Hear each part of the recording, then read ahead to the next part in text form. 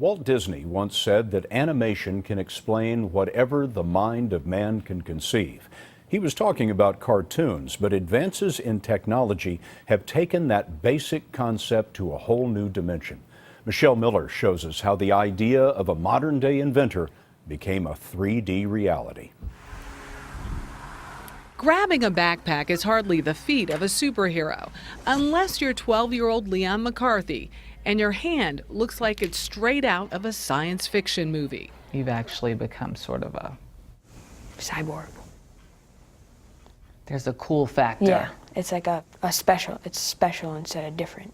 Leon has been special since birth. While he was still in the womb, restricted blood flow prevented his hand from developing. I saw his hand sticking up and there were no fingers on it. It was hard for my wife, it was hard for me. 2 years ago, his father, Paul, began the search for an inexpensive, functional prosthetic. What he found was this internet video posted by Ivan Owen, an inventor in Washington State. I've always had this vision of people being able to build their own prosthetic device at home. Owen and a collaborator in South Africa designed a hand that could be made by a three-dimensional printer.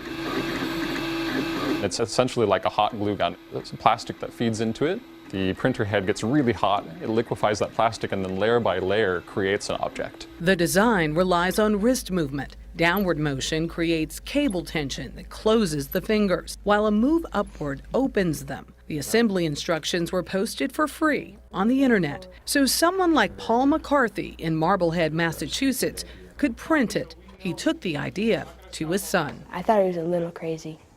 He was like, we can print all these fingers and then like clip them all in, and it was a little too much. The first time you saw it and when you tried it out, it was pretty awesome, yeah. What made it awesome?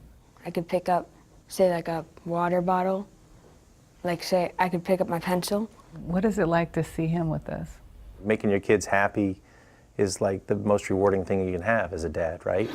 The price tag was also appealing. Many 3D printers sell for about $2,000. Materials are far less expensive. This thing cost us like $5, $10, you know, whatever. It was nothing.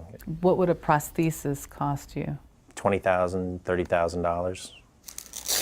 The cost allows father and son to experiment with newer designs. When I outgrow a hand, we can easily make a new one. It's a do-it-yourself solution that was unthinkable before technology made ideas printable. That's cool. Yeah. Michelle Miller, CBS News, Marblehead, Massachusetts.